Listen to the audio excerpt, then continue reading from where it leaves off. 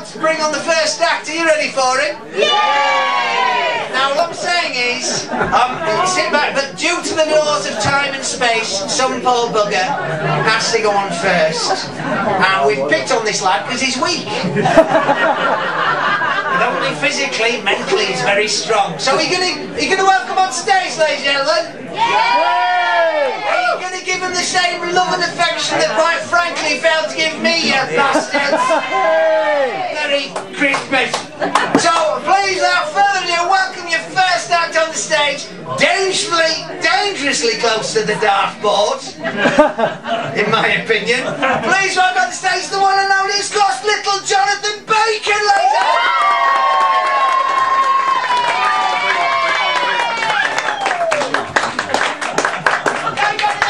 Thank you, Uncle Ron. You alright? You carry on. Okay. So, when I was a kid, my parents asked me, what do you want to be when you grow up? I said a comedian. They laughed. But despite their encouragement, I thought about becoming a vicar. And having looked at the job description, it looked a little bit fiddly. So I thought, with my surname Bacon, it would be really clever to come up with something in the name. So I thought and thought, and I opened up a sperm bank. And I called it Saved Your Bacon. I was self-employed, which made me a professional wanker. And it was absolutely fantastic to put so much back in society. But unfortunately, business grew, closed it down, I couldn't find anyone to give me a hand. So, I know, I'm just warming you up. So, yeah, Facebook. I've fallen out with Facebook because I'm getting really fed up with these life quotes, inspirational life quotes, telling me how to deal with fear, love and change. You know, words on a picture, normally a majestic mountain or a misty autumn lake, and it's telling you everything's going to be alright. Good health and the bills are going to be paid. Well, I think they're misleading. I think they're an absolute load of rubbish. And I'm just going to go through a few of them with you now. The most popular one I've seen is the picture of Route 66 at dusk. And over it is written, "Life is a journey, not a destination." Change that picture to the M25 at dusk. There's no journey happening there. That is your destination. Another one that they try to kid you is, what is it? Where there is love, there is life. What about necrophilia? I won't do my Jimmy Savile gag at the next one because you're still quite cold. Okay, we'll do it. And the other one that tends to get people into trouble and mislead them is, you're as young as you feel. We'll leave that there. But the one that I thought was really good and my favourite is, you can't polish a turd. And thanks to Instagram you can now. Anybody and anything can look better. And when I was married, I found that a very useful life quote. You guys know what it's like, you've experienced it tonight, so good luck. So don't laugh, any of you. Your wife's been upstairs for 2 hours trying to get ready. She hasn't come back down. You have to go up. You have to go up and there's nothing you can do or say. And I remember when I was married, I'd go up and I'd see my wife with her head in her hands, just sobbing. There'd be makeup on the right-hand side. There was the hair straighteners to the left, the hairdryer on the floor. Nothing fits, nothing works. Even the curling tongs have made a surprise entrance because things were that desperate. And I would just put my hand on her shoulder and say, don't beat yourself up. Remember those wise words. You can't polish a turd. Ex-wife.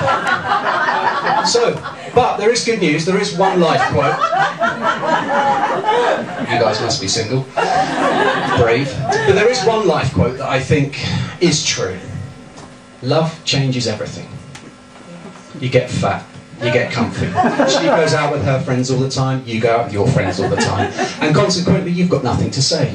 And you sit there silently on that DFS sofa, realising that sofa's got a lot in common with how you felt about your wife for the last 4 years. Interest-free. It's true, I'm just reflecting on my life. But little tip, when you get married, again, because statistics say you will, don't waste time looking for his and hers towels on the wedding list, yeah? Ask for something that's going to help, like help you with communication, yeah? That will keep communication going right until the end, even when you're not speaking.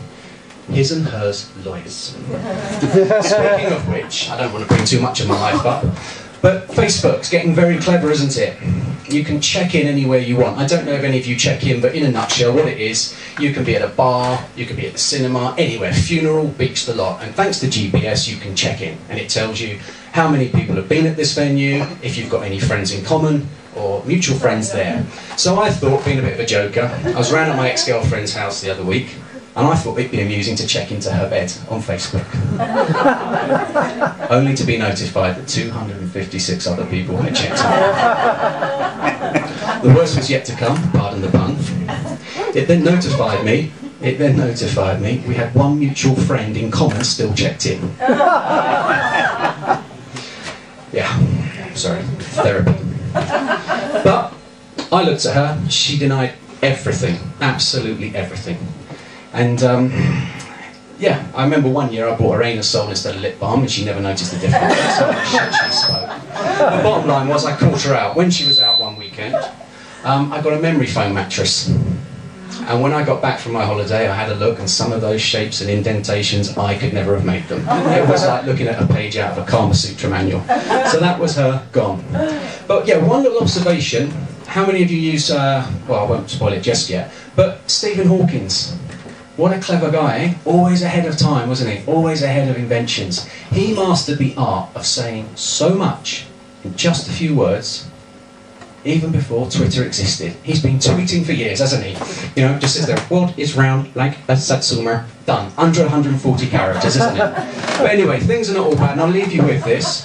Things aren't all bad with the internet. You know, I don't enjoy it that much, but Google is really good. And as you guys know, I was introduced to hot air ballooning when I was down here in the summer. I had no idea what it was. I've read up about it, and I want to see what, you know, what the fun is about it. So, on Google, I was looking around, and this is no word of a lie. Everything else tonight has been, you know, a lie. So if you see my ex-wife, tell her hair looked great curly. Yeah. And I was there, and I thought, here we go. Last Saturday, I took off from Somerset. The wind was just perfect, and by Wednesday, I was flying over Mongolia. Is that true? And thanks to Google, it was all free. I just stood in my wash basket, I put my laptop on the floor in front of me, and opened up Google Earth at full screen. No difference. And I've now got a new business called Pigs Can Fly. Thank you very much.